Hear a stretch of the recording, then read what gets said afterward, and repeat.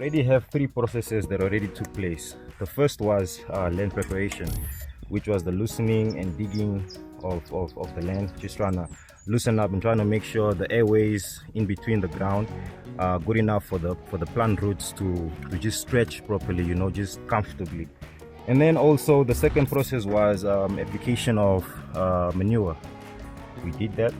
We applied the manure, you know. And the third process was sowing. As you guys can see, the plants are already in the ground, already finished sowing.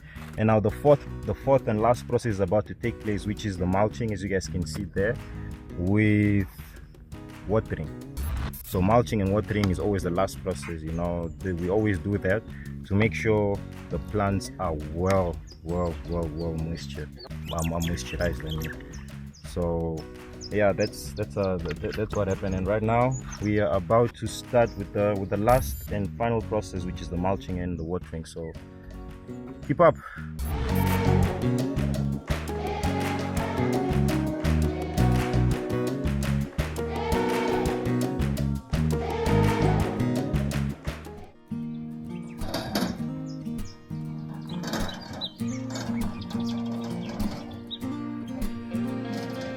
Very well, welcome to everybody.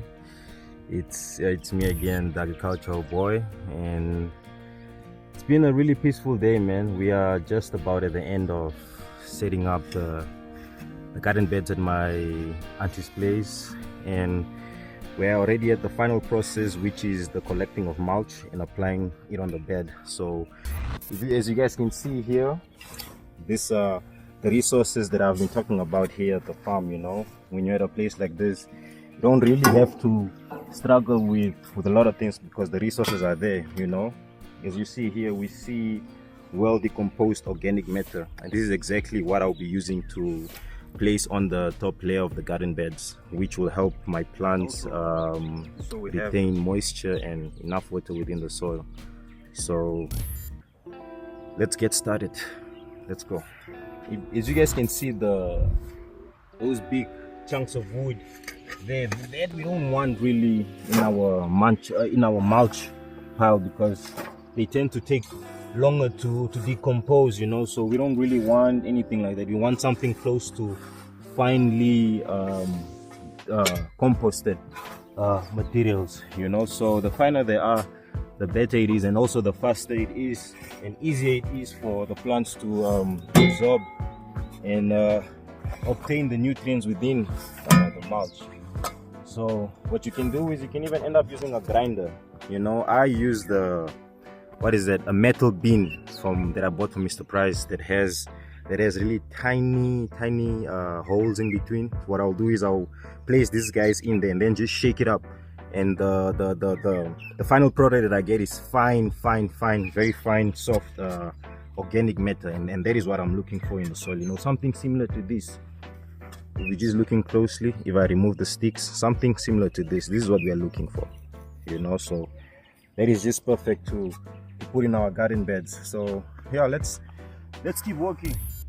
Also, just so we have a quick look here, you see these guys, most of these worms like that, you know, we tend to think that these guys are actually bad for the garden. Well, actually they are, but they're also good for breaking down of this organic matter that you see here, you know. They just help speed up the process, but they aren't really good to have in your garden. And also when you see things like this, they also just tend to tell you that your compost or the organic matter isn't really all the way done being decomposed.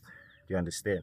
So once everything is done being decomposed, you won't really see a lot of those guys. But you know, since time is not necessarily on our side, you know, we just need to do what we have to do. The compost that you see here is basically just the food that the trees here produce for themselves. You know, during autumn, when autumn comes, the leaves tend to fall on the ground, and then over time it decomposes, you know, and it tends to feed the ground, and that process just repeats itself over and over again. It's also just one of the things that we can see how nature tends to take care of itself, you know. It's really, I don't know, it's wonderful. It's like, it's a never ending process, you know. Nature is a beautiful thing.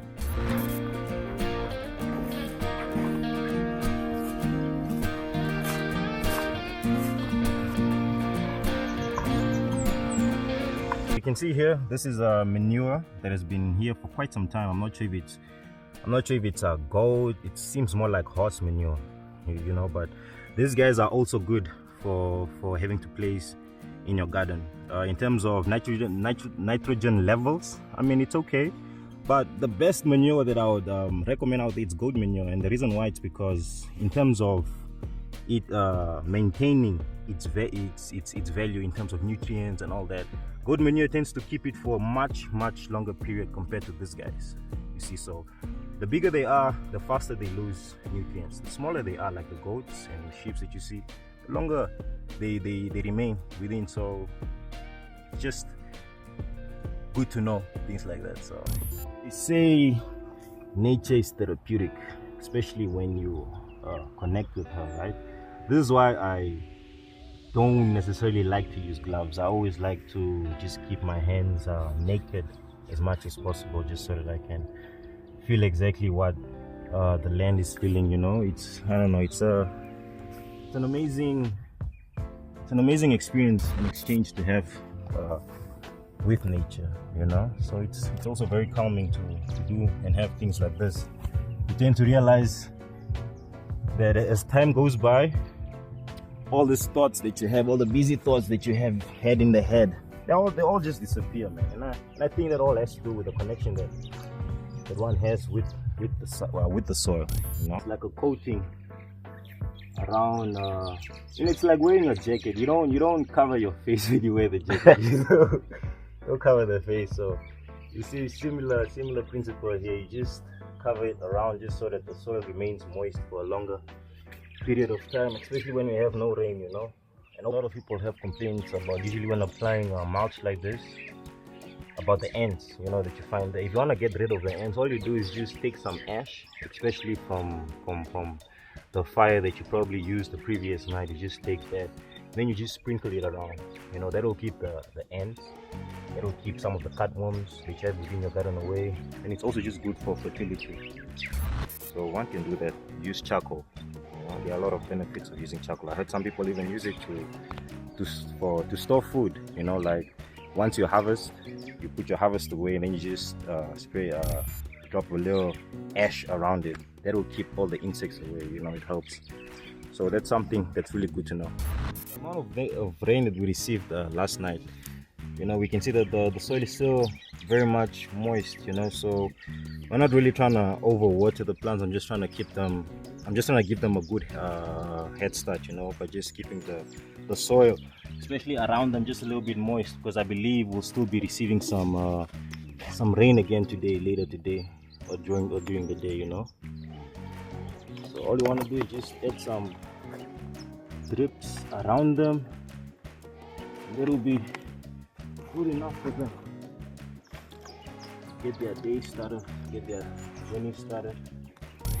We plan on having continuous harvest, and we don't necessarily want to cover the entire soil with vegetation right now, because if we do that, we end up just having one harvest, and the goal is not just to have one or two, but it's to have continuous harvest. So, and also something that will be there for you guys to see again, because we'll be sowing more and more different things, and I believe that as we go on, you know, we will tend to encounter things like pests. That will also be another topic now to cover on its own again, you know. So it's me, the agricultural boy. So stay tuned, subscribe, and yeah.